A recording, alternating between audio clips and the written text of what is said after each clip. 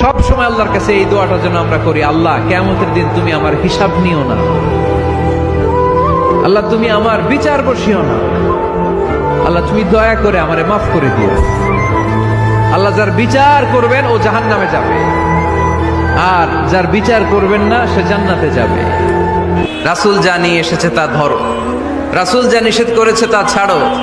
কারণ এই রাসূল আমাদের মডেল, এই রাসূল আমাদের সেলিব্রিটি। আমরা রাসূলের ফ্যান, আমরা রাসূলের ফলোয়ার। চিল্লায় বলো ঠিক কিনা?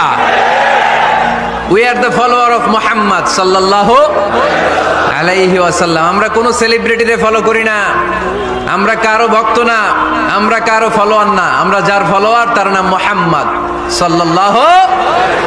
তার জন্য আমরা সব করতে রাজি আছি না নাই?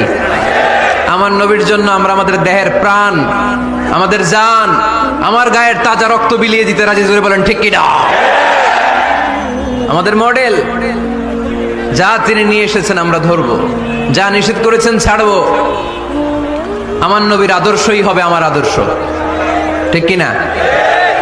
আবার বিশ্বনবী বলছেন, আমার কোন উম্মত যেন নামাজে সালাম ফিরানোর আগে এই চারটা জিনিস থেকে পানাহ না চেয়ে সালাম না ফিরায়। একটা হচ্ছে আল্লাহুম্মা ইন্নী আউযু বিকা মিন আযাবিল কবর, আল্লাহ কবরের আযাব থেকে পানাহ চাই। 2 নাম্বার ওয়া আউযু বিকা মিন আযাবি জাহান্নাম, এই জাহান্নামের আগুন থেকে পানাহ